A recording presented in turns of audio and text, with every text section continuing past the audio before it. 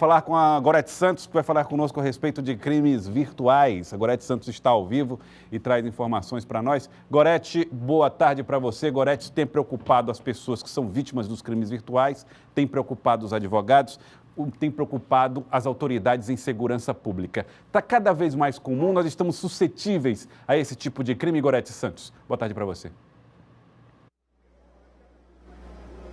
Boa tarde, Joelson, a você e a todos que acompanham o Jornal do Piauí. Infelizmente, a gente não tem mais como desassociar esse ambiente virtual da nossa realidade. Ele faz parte do nosso dia a dia, está em todos os lugares, a gente compartilha informações, compartilha imagens, busca as redes sociais, inclusive para entretenimento.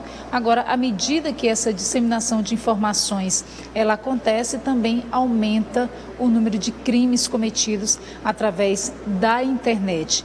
E a gente tem um exemplo de uma adolescente aqui de Teresina que teve o perfil de uma rede social invadido, ou pelo menos acessado por fakes, que são falsos perfis, para ofendê-la, para difamá-la moralmente. Mas ela não deixou barato, não. A gente vai ver agora como termina essa história. Joelson. Estudante de 16 anos usa diariamente as redes sociais para compartilhar fotos e ideias. Mas há cerca de 15 dias, o ambiente de distração se transformou em arena de agressões morais. Eu comecei a abrir minhas redes sociais e percebi que tinham vários comentários. Eu fui abrir, eram comentários bem ofensivos. Foi aí quando eu fui abrir o perfil, eram perfis fakes, perfis falsos. E eu comecei a bloquear. Quando eu comecei a bloquear, eu vi que toda vez que eu fazia isso, apareciam novos perfis e faziam novos comentários. E cada vez iriam se agravando mais, ficando mais pesados. Em poucos dias, já eram dezenas de comentários ofensivos. Alguns deles sequer podemos exibir aqui. A adolescente não se intimidou, fez print dos comentários, limitou a visualização do perfil, permitindo agora somente amigos, comunicou o fato à mãe e juntas denunciaram o crime à polícia. O mundo virtual é um espaço democrático onde todos têm direito de se expressar livremente e até preservando o anonimato, mas não é um ambiente que está acima da lei. Quando esse limite é ultrapassado, o autor de um crime pode ser identificado mais facilmente do que pode parecer. Em Teresina, as investigações de casos de difamação, injúria e calúnia, mesmo virtuais, são realizadas em qualquer distrito. Segundo o delegado especializado em crimes de alta tecnologia, Daniel Pires Ferreira, a descentralização ocorre exatamente pela facilidade de resolução desses crimes de menor potencial, mas passíveis até de prisão. As pessoas que cometem esses crimes, eles não têm um conhecimento tecnológico acerca do assunto. Então, por muitas vezes, movido por raiva, ele cria um perfil falso, e esse perfil você tem que entender que tudo que você faz na internet, ele gera um protocolo, ele gera um número. E basta a polícia descobrir de quem é esse número, que vai ser de algum provedor de internet, localizado aqui em território brasileiro, e solicitar esses provedores de internet para quem foi que ele disponibilizou aquele número. Uma vez ele dizendo para quem ele disponibilizou o número, facilmente a polícia pode descobrir o autor do delito. A postura da estudante não só barrou as ofensas. O desfecho esperado é de punição ao agressor. Mas os danos provocados por crimes dessa natureza às vítimas podem ser irreparáveis, sejam eles praticados de forma virtual ou frente a frente. O alerta é dessa psicóloga.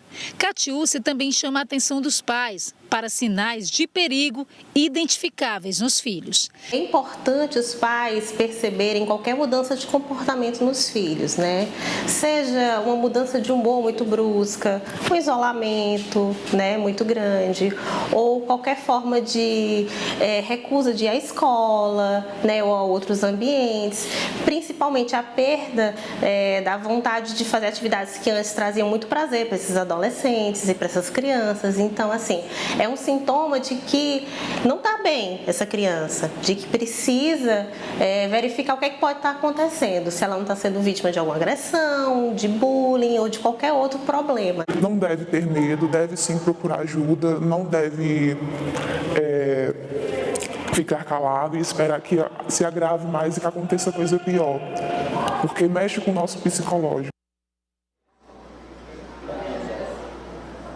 A adolescente seguiu o caminho correto, né? Buscou primeiramente o apoio da mãe, fez o print de todos esses comentários para servirem como prova. Juntas foram até a delegacia, mas ainda aguardam uma audiência para ver o desfecho desse caso. Agora, o que a gente observa é que um número cada vez maior de pessoas é vítima de crimes virtuais. Joelce, tem um outro crime agora que está na onda, podemos dizer assim, que virou uma onda no Brasil, está na moda, que é o sequestro de dados. Inclusive, algumas empresas aqui no Piauí também já foram alvo desse tipo de crime.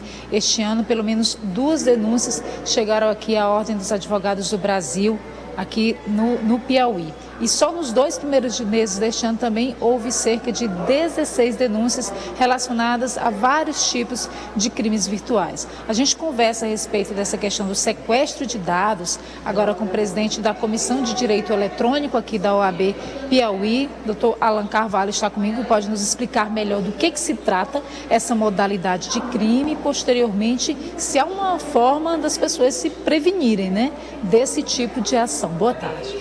Boa tarde. Esse tipo de crime ele acontece justamente por um tipo de software malicioso chamado ransomware. Então, pelo próprio nome, hand significa resgate. Então, é um tipo de programa que ele, de certa forma, ele captura uma base de dados em um determinado servidor e, ao mesmo tempo, ele criptografa. E, a partir do momento, ele entra em contato com a vítima, principalmente por meio de e-mails, solicitando valores para efetuar esse resgate. Ou seja, na verdade, ele não busca dados para invadir, por exemplo, uma conta bancária da pessoa e buscar o dinheiro ali diretamente. O sequestro se dá exatamente porque ele busca informações e, para isso, cobra para que sejam devolvidas essas informações. Geralmente, esses dados são relacionados a algumas informações sigilosas que algumas empresas possuem nos seus bancos de dados. Por exemplo? Então, por exemplo, existem algumas instituições educacionais, no caso aqui em Teresina, houve uma situação em que um determinado tipo de documento, no caso apostilas, elas foram simplesmente criptografadas e a empresa ela não pôde ter acesso. Ela só poderia ter acesso a essas apostilas mediante a um resgate determinado valor já definido pelo grupo de pessoas que já, de certa maneira, efetuaram a instalação desse tipo de programa malicioso. E o que fazer nesses casos? Nesses casos, tecnicamente falando, é necessário fazer um backup, né, dos documentos, dos dados que estão presentes nos HDs e, ao mesmo tempo, isolar aquele HD infectado e reportar um outro HD com essa base de dados já definidas. Então é importante sempre uma determinada empresa, seja qualquer ramo que ela venha a atuar, justamente guardar esse banco de dados para que não venha a sofrer problemas novamente acerca do ransomware. Vale lembrar também, um detalhe interessante, que não é bom efetuar o pagamento do resgate, pois em 20% dos casos é que as empresas elas acabam reavendo esses dados que foram criptografados. Então, o correto é sempre a empresa manter esse seu banco de dados, um backup, para que não venha a sofrer prejuízos posteriores. Muito obrigada, então, doutor Alan Carvalho, pelas informações. Ele lembrava também, viu, Joelce, que esses tipos de crimes eles são caracterizados como extorsão, que é passível, sim, de prisão, e também um outro dispositivo que é, na verdade, a violação de dados, né? A invasão de dispositivos de informática, para os quais também a lei prevê pena de prisão. Joelson.